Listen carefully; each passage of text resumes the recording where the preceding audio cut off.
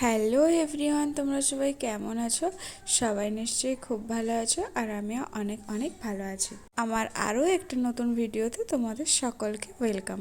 তো আজকে চলে এসেছিলাম আমার বাড়ি থেকে কিছুটা দূরে এই কৃষ্ণ মন্দিরে। ভাবলাম যখন এসেছি তোমাদের সাথে একটা ভিডিও শেয়ার করাই যাক। তো মন্দিরে এসে আমি এখানে প্রথমে একটু ভগবানকে দর্শন করে নিচ্ছিলাম, আর তোমাদেরকেও দেখালাম যে এখানে ঠাকুরটা ঠিক কেমন।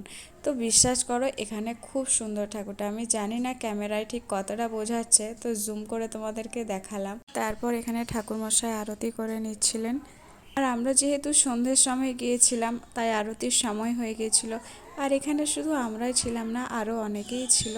আর এখানে আমরা বেশ কিছুক্ষণ ধরে আরতি দেখছিলাম। খুব ভালো লাগছিল আরতির সময়টা। আসলে যে কোনো মন্দিরে গেলেই একটা নিজের মধ্যে শান্তি খুঁজে পাওয়া যায়, একটা শান্তি লাগে। তারপর তো আরতি শেষে এখানে আমরা সবাই মিলে একটু আগুনের তাপ নিয়ে নিচ্ছিলাম, যেহেতু আরতি হয়ে গিয়েছিল। আর এই পুচকে বাচ্চাটা এত দুষ্টুমি করছিল যে কী বলবো, ওর মা ওকে আটকেই রাখতে পারছিল না। তো এখানে সব কিছুর পরে ভাবলাম তোমাদেরকে একটু আশেপাশটা ঘুরে দেখায়। জায়গাটা ভীষণ সুন্দর ছিল। যেখানে কৃষ্ণ আছে সেই জায়গা সুন্দর হবে না, এটা কখনো হতে পারে? অবশ্য আমাদের এখানে এই জায়গাটা ধর্মশালা নামে পরিচিত। এখানে অবশ্য বিয়েবাড়িও হয়। আমি ভিডিওটা শ্যুট করেছি কালকে, তার দুদিন আগেই বিয়েবাড়ি ছিল।